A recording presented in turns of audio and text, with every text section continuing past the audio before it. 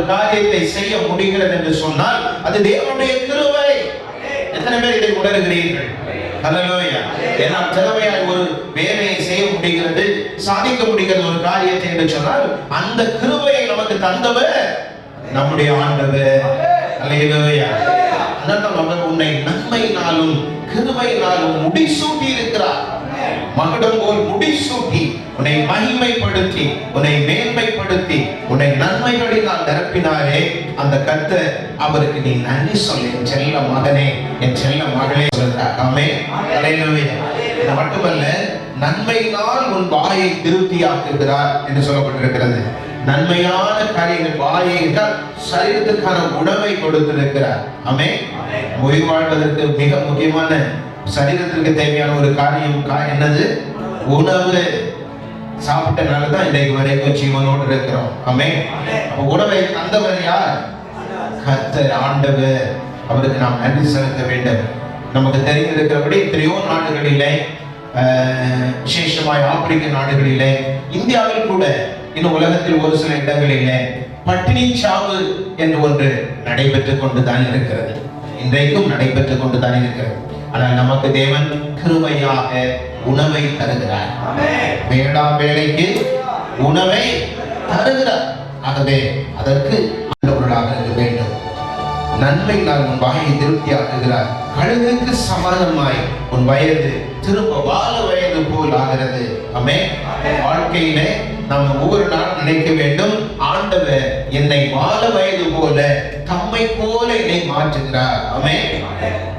ஆண்டவருக்கு வயது எடுத்து பார்த்தால் எத்தனை வயதை சொல்வது? கொஞ்சம் யோசியுங்கள். கோடான கோடி ஆண்டுகளுக்கு முன்பாக ஆதியாக அனாதியாக இருக்கிற தெய்வம், அவருக்கு எத்தனை வயதை சொல்வது? ஆனால் இன்றும் அவர் இளமையாகவே இருக்கிறார், பலனுள்ளவராக இருக்கிறார். ஆமென். ஹல்லேலூயா. அவருடைய வல்லமையை தேவன் நமக்கு தந்திருக்கிறார். அவர் நமக்குள் வாழும்போது அவருடைய திவ்ய சுபாவம் நமக்குள் வருகிறது. எத்தனை பேர் இதை நம்புகிறீர்கள்? ஆமென். அவர் சுகவீனமாக இருப்பதில்லை. ஆகவே நான் சுகவீனமாக இருக்க வேண்டிய அவசியம் இல்லை. நம்புகிறவர்கள் ஆமென் சொல்லுங்க. ஹல்லேலூயா. இப்படிப்பட்ட ஏராளமான காரியங்களை நமக்கு இன்றைக்கு சங்கீதத்தில் வாசிக்கிறோம். நன்மையினால் முடி சூட்டுகிற தேவன், நமக்கு நல்ல சுகம், பலன், ஆரோக்கியம் தருகிற அற்புதமான கர்த்தர். ஆண்டவருக்கு மீண்டும் எல்லாம் நன்றி செலுத்துவோம். நன்றி சுவாமி, நன்றி அப்பா. முக்கியமான காரியம், அவர் செய்த நன்மைகளை மறவாதே, மறந்து விடாதே, நினைவுக்கூர், நினைத்துப்பார், நன்றி சொல் என்று சொல்லி கர்த்தர் இன்றைக்கு நமக்கு உணர்த்துகிறார். எங்களை மிகவும் நேசிக்கிற மகான்பு உள்ள காருண்ய தகப்பனே, பரம தந்தையே, உம்மை துதிக்கிறோம், ஸ்தோத்திரிக்கிறோம் அப்பா. எங்கள் அருமையான இரட்சகர் இயேசுவின் நாமத்தில் முகத்தை இருட்டு பார்க்கிறோம். எங்களோடு துணையாக இருக்கிற பரிசுத்த ஆவியானவருக்காக நன்றி செலுத்துகிறோம். பிதா, குமாரன், பரிசுத்த ஆவியாகிய எங்கள் மெய் தெய்வமே, உம்மை உயர்த்துகிறோம், போற்றுகிறோம், வணங்குகிறோம், நன்றி செலுத்துகிறோம். அருமையான நாளிலே உம்மை தொழுது கொள்வதற்கு பாக்கியம் கொடுத்தீரே, உமக்கு நன்றி, கொடான கொடி நன்றி அப்பா. நீ நல்லவர் ஆண்டவரே, நீ நல்லவர் ஆண்டவரே. கர்த்தர் நீ நல்லவர் அப்பா, நீ மிகவும் நல்லவர். நிபந்தனைகள் போடாமல் நேசிப்பது உமக்கு ஒப்பானவர் ஒருவரும் நீரே உமக்கு நிகர் என்று சொல்லி உம்மை துதிக்கிறோம். உண்மை சத்தியம். ஆகவே எல்லாம் உண்டாகட்டும். இயேசுவின் நாமத்தில் ஜெபிக்கிறோம், ஜெபம் கேளும் நல்ல பிதாவே. ஆமென். கர்த்தருக்கு நன்றி செலுத்துவதற்கான ஒரு உற்சாகத்தை ஆரம்பமாக ஆண்டவர் எல்லாரும் கரங்களை தட்டி ஸ்தோத்திரிக்கலாம். ஸ்தோத்திரம், ஸ்தோத்திரம், ஸ்தோத்திரம். ஆண்டவர் ஆமென். நம்ம எல்லாரும் அறிந்திருக்கிற வேத பகுதிக்கு செல்லலாம். லூக்கா எழுதின சுவிசேஷம் 17வது அதிகாரம் 11வது வசனத்திலிருந்து சில காரியங்களை வாசித்து உங்களுக்கு சொல்லிவிட்டு, ஏன் நான் ஆண்டவருக்கு நன்றி செலுத்த வேண்டும் என்கிற காரியத்தை உங்களுக்காக பரிசுத்த ஆவியின் பலத்தோடு வார்த்தைகளை சொல்லி, நீங்கள் எல்லாரும் ஆண்டவர் சமூகத்தில் கர்த்தருக்கு ஏன் சாட்சியாய் வந்து நிற்க வேண்டும் என்று சொல்லும்படி ஆவியானவர் உணர்த்துகிறார். அன்பே, இந்த வேத பகுதி எங்கு நாங்கள் அதை தியானிப்போம். ஆண்டவர் இங்கே நம்மிடத்தில் எதிர்பார்க்கிற இந்த நல்ல காரியத்தை குறித்து அறிந்து கொள்ள போகிறோம். நாம் ஆரம்பத்தில் வாசித்தபடி சங்கீதம் 103 முதல் 2 வசனம், நாம் கிறிஸ்தவர்களாக இருக்கிற அப்படின்னா இந்த வசனத்தை பொதுவாக தெரிந்திருக்க முடியும். அநேக ஜெபங்களின் முடிவிலே இந்த 2 வசனங்கள் கட்டாயம் சொல்லப்படுகிறது. அதுதான் சங்கீதம் 103 முதல் 2 வசனங்கள். ஆமென். சொல்லலாமா? என் ஆத்துமாவே கர்த்தரை ஸ்தோத்திரி, என் முழு உள்ளமே அவருடைய பரிசுத்த நாமத்தை ஸ்தோத்திரி. என் ஆத்துமாவே கர்த்தரை ஸ்தோத்திரி, அவர் செய்த சகல உபகாரங்களையும் மறந்து விடாதே. அவர் செய்த, கர்த்தர் செய்த சகல நன்மைகளையும் நீ என்ன செய்யாதே, மறக்க கூடாது. அல்லேலூயா. என்றால் நினைத்து பார்க்க வேண்டும் என்ற அர்த்தம். இன்னும் சொல்ல வேண்டுமானால் அதற்கு நீ நன்றி செலுத்த வேண்டும். அல்லேலூயா. ஆகவே இப்படிப்பட்ட அற்புதமான வேத வசனங்களை தேவன் நமக்கு கொடுத்திருக்கிற அப்படின்னா ஆண்டவரை நான் ஸ்தோத்திரிக்கிறேன். வருடத்தின் இறுதி நாட்களுக்குள் நாம் வந்திருக்கிறோம். இந்த ஆராதனை வருடாந்திர ஸ்தோத்திர ஆராதனை என்று சொல்லப்படுகிறது. ஆண்டிறுதி நன்றி செலுத்தும் ஆராதனை. இந்த ஆராதனையில் ஆண்டவர் எப்படி நம்மிடத்தில் நன்றி எதிர்பார்க்கிறார் என்பதை மிக தெளிவாக வேத பகுதி நமக்கு சொல்லுகிறது. அப்படின்னா இதை நாம் அவ்வப்போது தியானிப்பதுண்டு. இங்கே ஒரு விசை அதை நாம் நினைவு கூறுவது, தியானிப்பது நமக்கு மிகுந்த ஆசீர்வாதத்தை தரும் என்று நான் அறிந்திருக்கிறேன். அப்படின்னா இந்த வேத பகுதியை உங்களுக்கு முன்பாக வைக்க விரும்புகிறேன். 11 வசனத்தில் நாம் வாசிக்கிறோம். லூக்கா 17:11. பின்பு இயேசு எருசலேமுக்கு பிரயாணம் பண்ணுகையில் இயேசு சமாரியா கலிலேயா எனும் நாடுகளின் வழியாக நடந்து போனார். இயேசு ஒரு கிராமத்தில் பிரவேசித்த போது, நல்லா கவனியுங்கள், இயேசு ஒரு கிராமத்தில் பிரவேசித்த போது குஷ்டரோகம் உள்ள மனுஷர் 10 பேர் இயேசுவுக்கு எதிராக வந்து தூரத்திலே அங்கே நின்று கொண்டு, இயேசு ஐயரே எங்களுக்கு இறங்கும் என்று சத்தமிட்டார்கள். அவர்களை இயேசு பார்த்து, நீங்கள் போய் ஆசாரியர்களுக்கு உங்களை காண்பியுங்கள் என்றார். அந்தபடி அவர்கள் போகையில் சுத்தமானார்கள். அவர்கள் ஒருவன் தான் ஆரோக்கியம் ஆனதை கண்டு திரும்பி வந்து உரத்த சத்தத்தோடு தேவனை மகிமைப்படுத்தி இயேசுவுடைய பாதத்தருகே முகம் குப்புற விழுந்து இயேசுவுக்கு ஸ்தோத்திரம் செலுத்தினார். ஆமென். அவன் சமாரியனாய் இருந்தான். அப்படி இயேசு சுத்தமானவர்கள் 10 பேர் அல்லவா, மற்ற 9 பேர் எங்கே என்று கேட்டார். நன்றாய் கவனியுங்கள். ஆண்டவர் நம்மை ஆசீர்வதிக்கிறவர். ஆண்டவர் நாம் கேட்கிற காரியங்களை நமக்கு கொடுக்கிறவர். ஆண்டவர் நம்மை பாவத்திலிருந்து விடுதலையாக்கி நம்மை பரிசுத்தப்படுத்துகிறவர். ஆண்டவர் நம்முடைய வியாதியை நம்மிலிருந்து நீக்கி நம்மை சுகப்படுத்துகிறவர். ஆண்டவர் நமக்கு பிசாசு என்கிற சத்ருவினால் வருகிற பிரச்சனையை, போராட்டத்தை நம் வாழ்வில் அகற்றி அவனை துரத்தி நமக்கு நிம்மதி கொடுக்கிறவர். இப்படி ஆண்டவருடைய வாழ்க்கையிலே நமக்கு தேவையான எல்லாவற்றையும் தருகிற ஆண்டவராக இருக்கிறார். நம்முடைய தேவைகளை சந்திக்கிறார். நம்ம அவரிடத்தில் வந்து நின்று எதையாவது கேட்கும் போது அதை அவர் கவனித்து நமக்கு எது நல்லது என்று பார்த்து நல்லதை உடனடியாக கொடுக்கின்றார். சில வேளைகளில் நமக்கு நல்லது என்று தெரிகிற காரியம் கூட அவருக்கு இன்னும் நன்றாக தெரியும், அது நமக்கு மிகவும் நல்லது என்று.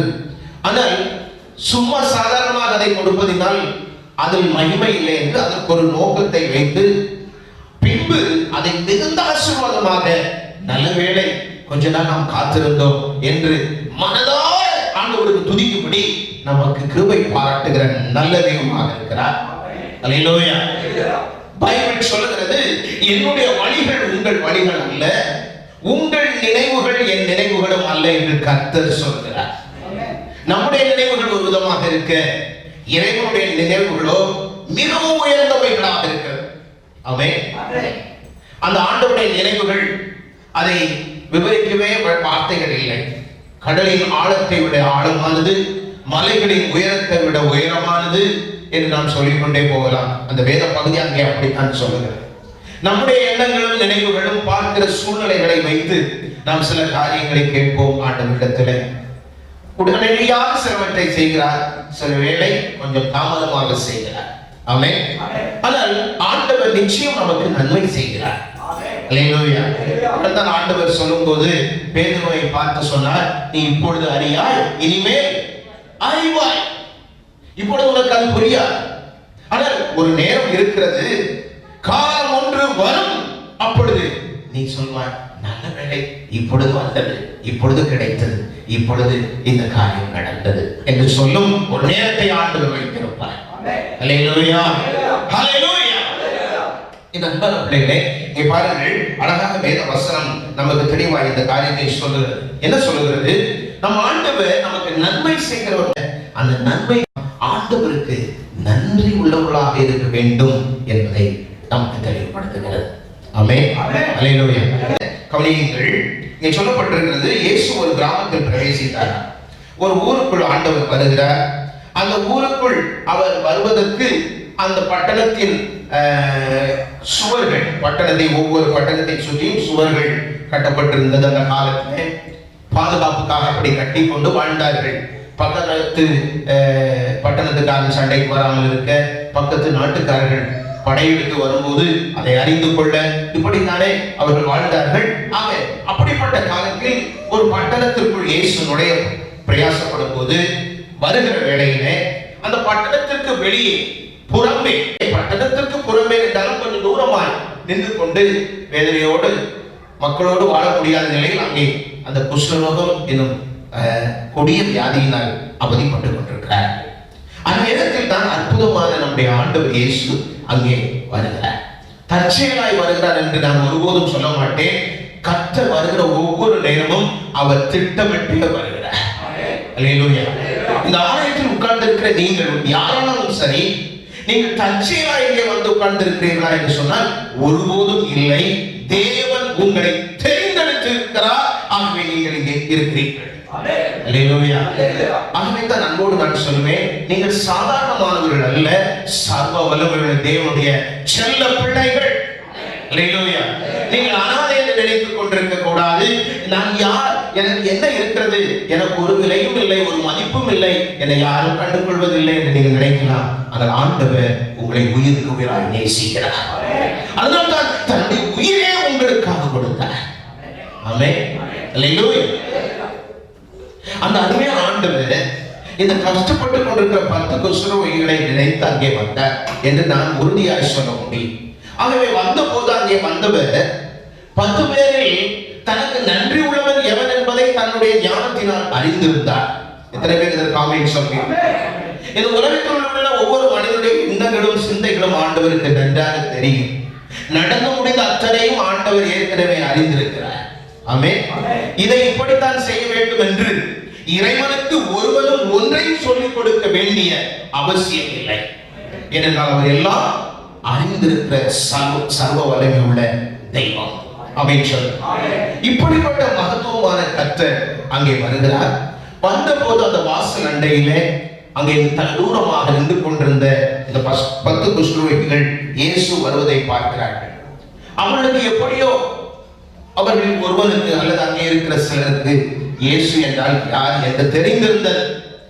அதனால்தான் அவர் வரும்போது அவர் தன்னுடைய அல்லது தங்களுடைய குஷ்டரோகத்தை சுத்தமாக்க வல்லமை உள்ள தெய்வம் என்று உணர்ந்தவர்களாக அவர்கள் இயேசுவை அழைக்கிறதை பார்க்கிறோம். வேதத்தில் வாசிக்கும் போது 10 பேர் அவருக்கு எதிராய் வந்து தூரத்தில் நின்று கொண்டு இயேசுவை பார்த்து, ஐயரே, சார், ஐயா என்று சொல்லி அவரை கூப்பிட்டு, எங்களுக்கு இறங்கும் இறங்கும் என்று சொல்லி சத்தம் விடுகிறார்கள். ஆண்டவரை நோக்கி கூப்பிடுகிறார்கள், எங்களுக்கு இரக்கம் காட்டுங்கப்பா, கடவுளே, தெய்வமே, இயேசுவே, எனக்கு எங்களுக்கு இறங்குங்க, இரக்கம் காட்டுங்க.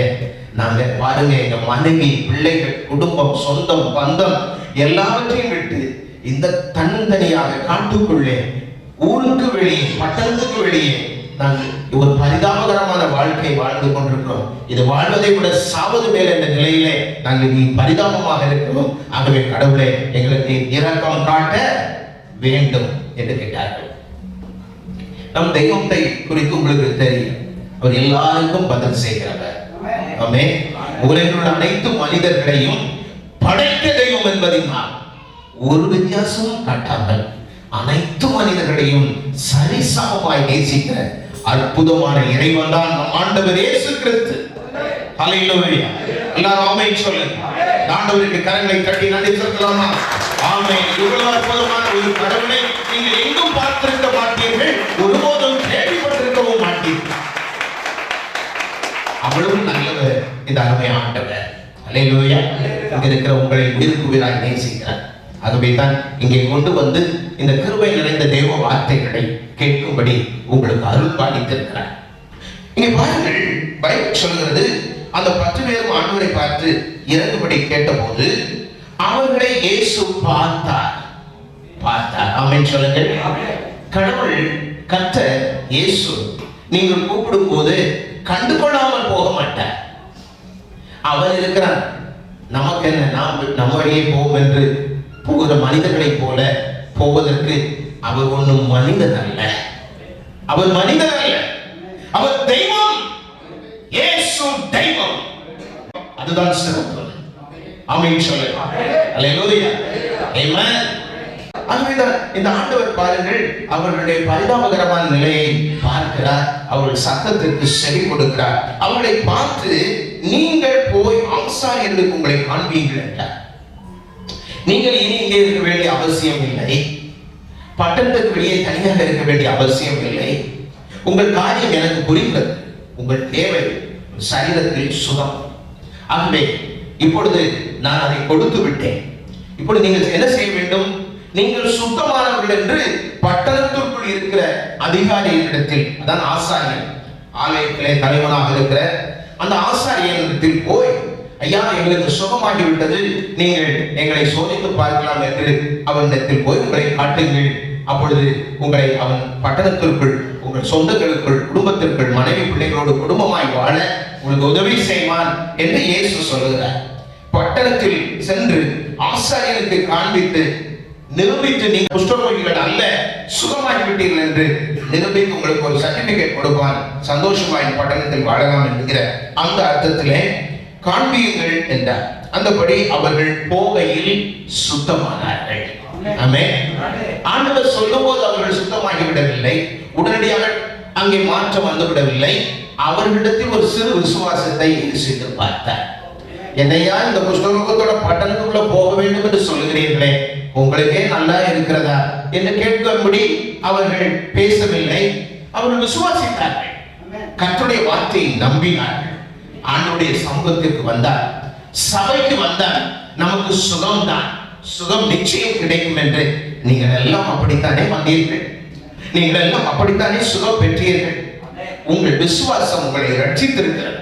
அதுபோலத்தான் இந்த அருமையான மனிதர்கள் ஆண்டவர் இயேசு சொன்ன வார்த்தையை நம்பி உடனடியாக தங்கள் குஷ்டம் கையில் இருக்கும் போதே, இது முக்கியமான விஷயம், குஷ்டம் எல்லாம் இன்னும் அப்படித்தான் இருக்கிறது, ஆனால் சொல்லிவிட்டார், வார்த்தை வந்து விட்டது. அவர் சொன்னால் சொன்னபடி ஆகும். பைபிள் சொல்கிறது, அவர் சொல்ல ஆகும். ஆமென். அவர் கட்டளையிட நிற்கும். இது வேத வசனம்.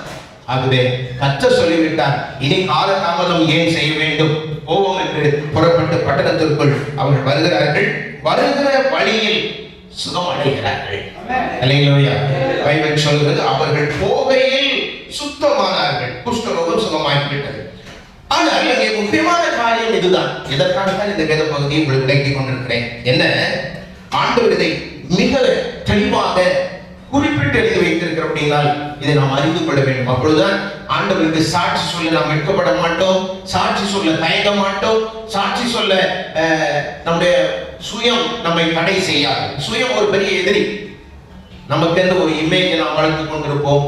அட 4 பேர் நம்மளை தப்பா நினைப்பாங்க, எங்க போய் எழுந்து நிற்கிறது, இங்க ஓரமா உட்கார்ந்து அப்படி இருக்கிற இடம் தெரியாம ஓடி விடுவோம் என்கிற அப்படிப்பட்ட எண்ணங்கள் ஏன் வருகிறது என்றால் நமக்குள்ள அதற்குள்ளே நம்மை திறந்து காட்ட முடியாத ஒரு நிலையை நாம் உருவாக்கி கொண்டிருக்கிறோம், அல்லது நமக்கு நாமே ஒரு சின்ன வட்டம் போட்டுக்கொண்டு அதற்குள்ளே நாம் சிறை கைதியாய் வாழ பழகி போய்விட்டோம் என்று அர்த்தம். இயேசு அதிலிருந்து நம்மை விடுவிக்கிறார். அல்லேலூயா. அன்புடைய மகிமைப்படுவதாக கவனியுங்கள். சில குஷ்டரோகிகள் அங்கே சுகமான போது அவர்களில் ஒருவன், 10 பேரில் ஒருவன் தான் ஆரோக்கியமானதை கண்டான். எங்க போச்சு குஷ்டரோகம், ஒன்னே காணுமே என்று சொல்லி அவன் பார்த்து ஆச்சரியப்படுகிறான். தான் ஆரோக்கியமானதை கண்டு திரும்பி வந்தான். ஆமென் சொல்லுங்க. எல்லாரும் சொல்லுங்க, திரும்பி வந்தான். சொல்லுங்க, திரும்பி வந்தான். திரும்பி வந்தான். திரும்பி வந்து உரத்த சத்தத்தோட தேவனை மகிமைப்படுத்தினான். அல்லேலூயா. உரத்த சத்தத்தோட, எல்லாம் சொல்லுங்க, உரத்த சத்தத்தோடு இயேசுவை, தேவனை மகிமைப்படுத்தினான். இயேசுவுடைய பாதத்திற்கு முகம் குப்புற விழுந்து, அது மட்டும் இல்லை, என்னெல்லாம் செய்ய பாருங்க, எல்லாருக்கும் முன்பாக மகிமைப்படுத்தி விட்டான், சாட்சி சொல்லிட்டான். பாருங்க, நான் குஷ்டரோகியா இருந்தேன், இயேசுவை கண்டேன், அவர் போ என்று சொல்லி என்னை அனுப்பினார், நம்பி புறப்பட்டு போனேன், போகிற வழியில் நான் சுகமடைந்திருக்கிறேன், இந்த ஆண்டவர் மெய்யான தெய்வம், நம்புங்கள் என்று மக்கள் மத்தியிலே அவரை மகிமைப்படுத்தினான், சாட்சி சொன்னான். அது மட்டுமல்ல, ஆண்டவரிடத்தில் திரும்ப வருகிறான். திரும்பி வந்து